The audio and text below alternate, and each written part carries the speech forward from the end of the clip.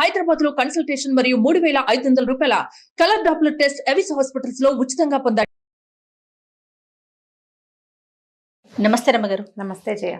రమగారు, సాధారణంగా మనము కథలు చెప్పుకునేటప్పుడు కొన్ని వినోదాత్మకంగా, కొన్ని తెలివి తక్కువ, కొన్ని తెలివి ఎక్కువ, తర్వాత మంత్రులు మంచి తెలివి గల వాళ్ళు, ఇలా కొన్ని సిరీస్ కూడా చెప్తున్నాం కదా. కొన్ని మోటివేషనల్ స్టోరీస్ కూడా ఉంటాయి, అంటే ప్రేరణాత్మకంగా ఉంటాయి కదా. అలాంటి స్టోరీస్ ఏమైనా ఉన్నాయా? మామూలుగా మనం వివేకానందుల కథలు, రామకృష్ణ పరమహంస కథలు, చాణక్య కథలు కూడా మనకి ఏదో జీవిత సత్యాలు చెప్పేవి కదా. అలాంటివి కథలు చెప్పుకుందాం. కొన్ని ప్రేరణార్థక కథలు అనుకోండి, ప్రేరణాత్మకమైన కథల కింద. ఆ పుస్తకం కూడా అలాంటి పుస్తకమే.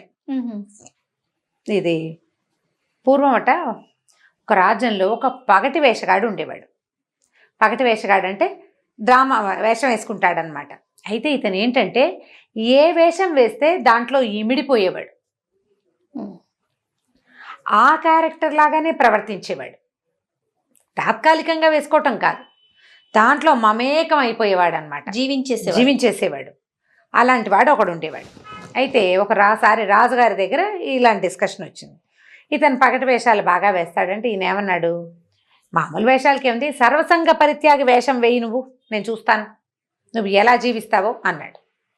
సరేనన్నాడు పగటి వేషగాడు, వెళ్ళిపోయాడు. చాలా రోజుల తర్వాత ఊళ్ళోకి వచ్చాడు. గడ్డం జీబుగా పెరిగింది, తలకి ఏమి ఇది లేదు, తైల సంస్కారం లేదు.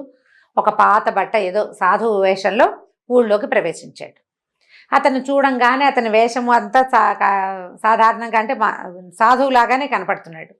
దాంతో ఊళ్ళో కొందరు కాస్త జనాలు, మామూలుగా అలా వేషధారణ కనపడంగానే జనాలు ఆసక్తిగా వస్తారు కదా, చుట్టుపక్కల జనాలంతా బాగా చేరిపోయారు. సాధువు గారి గురించి ఓహో అని చెప్పుకునేవారు. అయితే రాజుగారు మంత్రికి ఏం చెప్పాడంటే, ఈ వచ్చినవాడు నిజంగా సాధువా వేషధారో కనుక్కోమన్నాడు. సరే, మంత్రి వెళ్ళి చూసొచ్చి, ఇతను పగటి వేషగాడేనండి, ఈ వేషం కట్టాడు, ప్రజలంతా అతన్ని సాధువుగానే నమ్ముతున్నారు, అతను అట్లాగే ఉన్నాడు, చాలా కొంచెమే తింటున్నాడు, మనిషి శుష్కించిపోయి ఉన్నాడు, ఏదో పొద్దున్న దొరికింది తింటాడు, అలా నిరామయంగా కూర్చుంటాడు, దేని మీద ఆసక్తి లేకుండా ఉన్నాడు, ప్రజంతా అతను వెంట పడుతున్నారండి అన్నాడు. సరే, రాజుగారు ఏమనుకున్నారంటే, వీడి వేషం నాకు తెలీదా, ఎలాగో వేషమే, మనం చెప్పిన వేషమే వేశాడని కొన్ని సంచుల నిండా బంగారము, రత్నాలు, వజ్రాలు, ధనము, బట్టలు, పాతలన్నీ మోయించుకుని తీసుకెళ్ళి ఆ సాధువు సన్యాసి గారు కూర్చున్నాడు కదా, ఆ సన్యాసి ముందు పెట్టించి, స్వామి స్వీకరించండి అన్నాడు. సన్యాసి శివశివ అనుకుంటూ ఒక నమస్కారం పెట్టి లేచి వెళ్ళిపోయాడు. ఏమీ తీసుకోవాలా, ఏమీ వద్దన్నాడు, వెళ్ళిపోయాడు. మర్నాడు వేషం తీసేసి రాజుగారి దగ్గరకు వచ్చాడు. నా వేషం మీకు నచ్చిందా ప్రభు అని.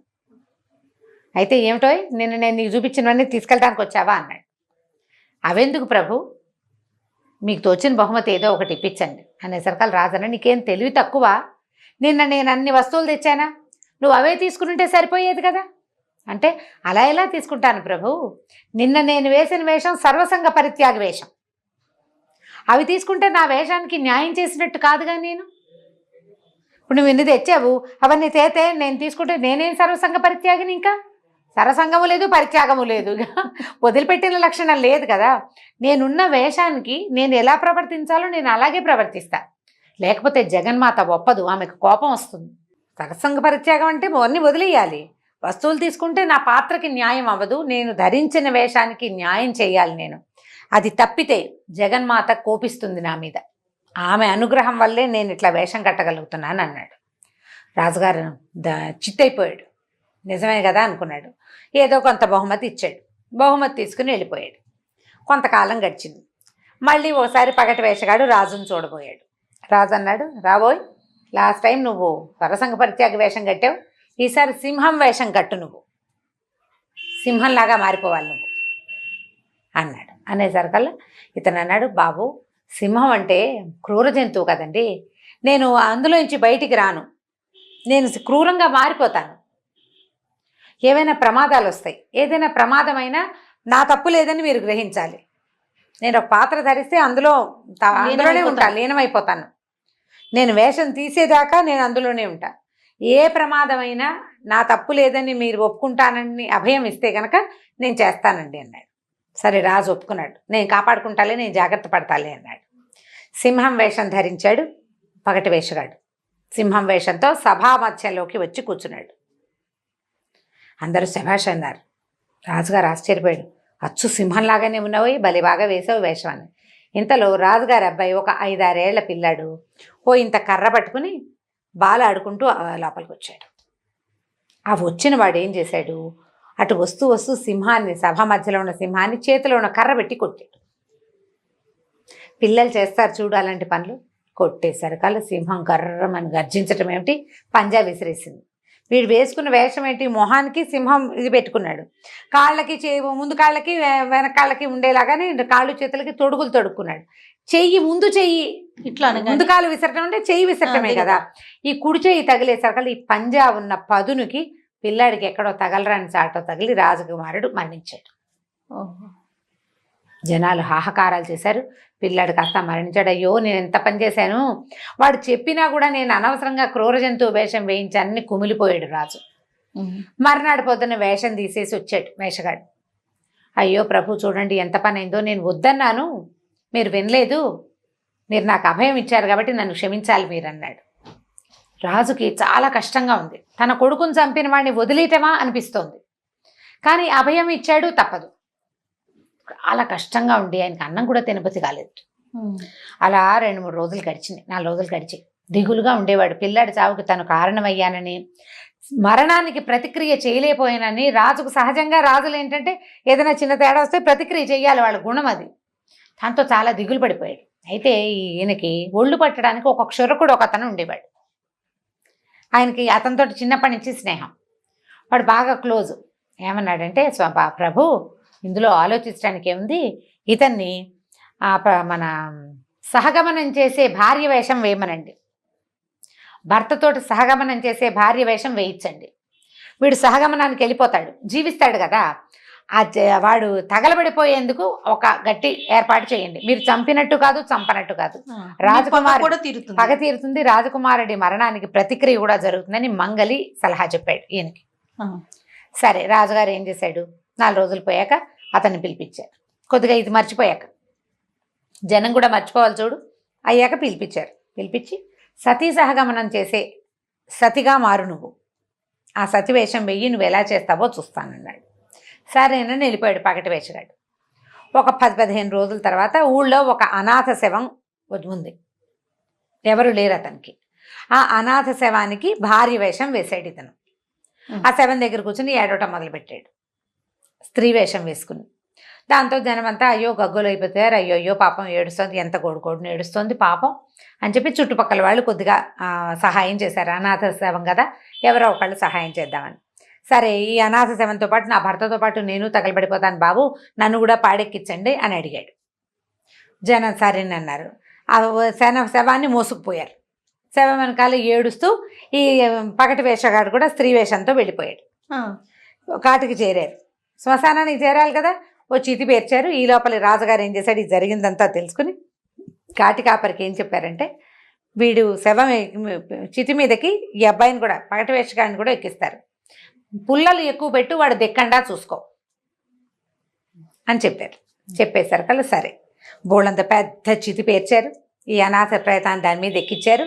ఎక్కించాక ఇతన్ని కూడా పైకి ఎక్కించారు. మరి భార్య అతనితో పాటు దహనం అయిపోతుంది కదా, ఆ శవాన్ని ఒళ్ళో పెట్టుకుని కూర్చున్నాడు ఈ పగటి వేషగాడు స్త్రీ వేషంతో. చుట్టూతా అంతా బాగా పుల్లలు మన పిడకలు పేర్చారు. ఈ వచ్చిన వాళ్ళలో ఎవరో ఒకడు అనాథ ప్రేత సంస్కారం నేను చేస్తానని చితిమంట వెలిగించాడు. కదలకుండా కూర్చున్నాడు వీడు ఈ పగటి వేషగాడు. అందులోకి వెళ్ళిపోతాడు, ఆ పరకాయ ప్రవేశం చేసేస్తాడు. ఆ పాత్రలోకి 2 సార్లు చేసాడు, అట్లాగే 3వసారి కూడా అలాగే పరకాయ ప్రవేశం చేసేసి కూర్చునుండిపోయాడు. మంటలు పైకి వచ్చేస్తున్నాయి, కదలకుండా కూర్చున్నాడు.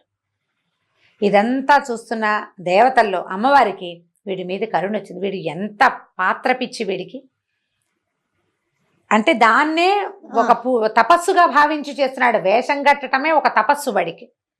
వాడు అందులో అమ్మో మంటలను దిగిపోతే అమ్మవారికి అనుగ్రహం తప్పిపోతుంది తన మీదని నమ్ముతున్నాడు. పెద్ద పెట్టున వానొచ్చిందట. ఇక మామూలుగా కాదు, ఈ మంటలు ఆరిపోయినాయి, అయినా వీడు దిగల, దాని మీదే కూర్చుని ఉన్నాడు.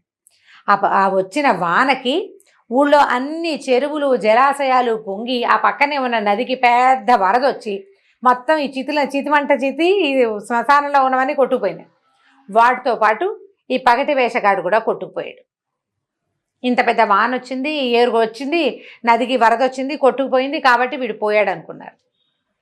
కొద్ది రోజుల తర్వాత పగటి వేషగాడు వచ్చాడు మళ్ళీ వెనక్కి. మళ్ళీ రాజుగారి దగ్గరకు వచ్చాడు. మరి తను కట్టిన వేషానికి బహుమతి తీసుకోవద్దు. అక్కడ రాజు ఆశ్చర్యపోయాడు. నువ్వు ఎలా బతికొచ్చావు? నేను చచ్చిపోయాను ప్రభు. చనిపోయాక మళ్ళీ భగవంతుడు నన్ను నువ్వు మళ్ళీ వెళ్ళిపోని వెనక్కి పంపించాడు. మరణించి మళ్ళీ బతికొచ్చానన్నాడు. నమ్మేశాడు రాజు.